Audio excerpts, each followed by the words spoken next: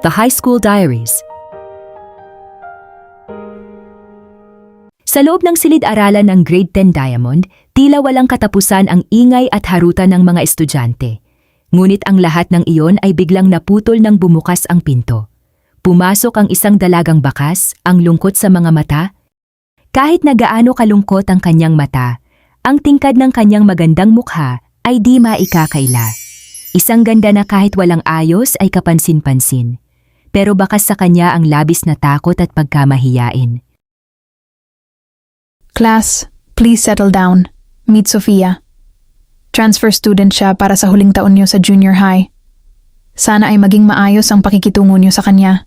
Magandang umaga po. Ako po si Sofia. Sana po maging friends tayo.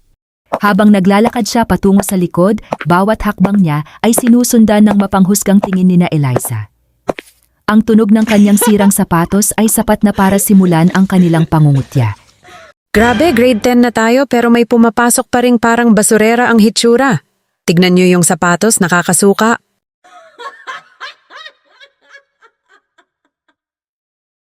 Kaya nga, maganda sana kaso mukhang hindi marunong maligo o mag-ayos man lang. Ang weird niya tignan, parang laging takot sa mundo.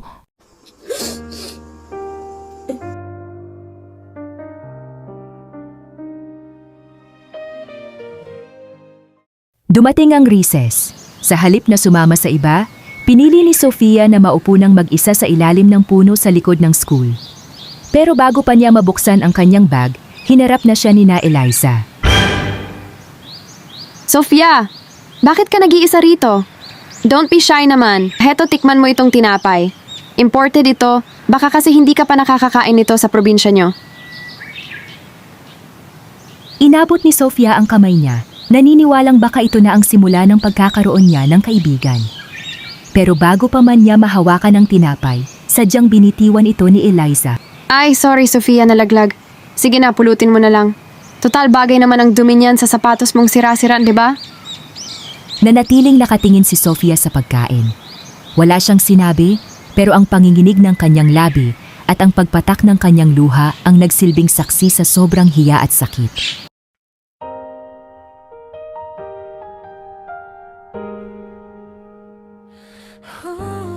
Sa gitna ng kanyang pag-iyak, isang anino ang huminto sa harap niya. Pagtingala ni Sofia, nakita niya si Caprice, ang kaklasing laging tahimik at parang may sariling mundo. Huwag mong pulutin yan. Hindi mo kailangang magpaapi sa kanila para lang magkaroon ng kaibigan. Bakit ba nila ginagawa ito? Wala naman po akong kasalanan sa kanila. Ganyan din ang simula ko dito pero ang pinagkaiba lang natin. Ako lumalaban kahit pwedeng matalo.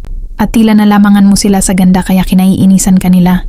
Sa sandaling iyon, naramdaman ni Sofia na kahit sobrang lupit ng paligid, may isa pa ring taong handang tumayo sa tabi niya.